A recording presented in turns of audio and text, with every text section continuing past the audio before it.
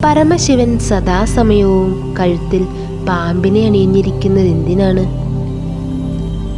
ഹൈന്ദവ വിശ്വാസപ്രകാരം ത്രിമൂർത്തികളിൽ ഒരാളായ ഭഗവാൻ പരമശിവന്റെ പക്കലുള്ള അസ്ത്രമാണ് പാശുപതം. പശുപതി എന്ന് ശിവന് പേരുള്ളതിനാൽ ശിവന്റെ അസ്ത്രത്തെ പാശുപതം എന്ന് പറയുന്നു. ഉപമന്യു മഹർഷിയുടെ വാക്കുകൾ ഇങ്ങനെയാണ്: ശിവന് പിനാകം എന്ന് പേരോടുകൂടിയ ഒരു ചാപമുണ്ട്. ഇതാകട്ടെ മഴവില്ല് പോലെ ശോഭയുള്ളതും 7 തലകളുള്ളതുമായ ഒരു മഹാസർപ്പമാണ്. ഉഗ്രമായ ദംഷ്ട്രകളോടു കൂടിയ ഈ 7 തലകളിൽ നിന്നും സദാസമയവും കൊടും വിഷം വമിക്കുന്നുണ്ട്. ഈ മഹാചാപത്തിൻ്റെ ഞാനായ വാസുകി സർപ്പത്തെ ശിവൻ തൻ്റെ ഗളത്തിൽ എപ്പോഴും അണിഞ്ഞിരിക്കുന്നു.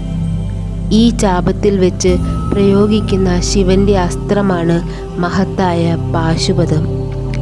ഈ അസ്ത്രം സൂര്യപ്രഭയോടുകൂടി കാലാഗ്നി തുല്യവുമാണ്. ഈ അസ്ത്രമേറ്റാൽ സർവബ്രഹ്മാണ്ടവും ഭസ്മമായി പോകും.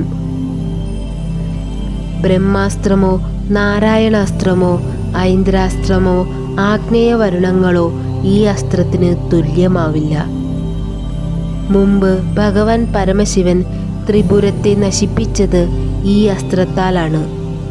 ബ്രഹ്മാവും വിഷ്ണുവും ഉൾപ്പെടെയുള്ള ദേവന്മാരിൽ ആരും ഈ അസ്ത്രമേറ്റാൽ വധിക്കപ്പെടുന്നതാണ്. ഈ അസ്ത്രത്തിനു മേലായി മറ്റൊരസ്ത്രവുമില്ല എന്നാണ് പറയപ്പെടുന്നത്.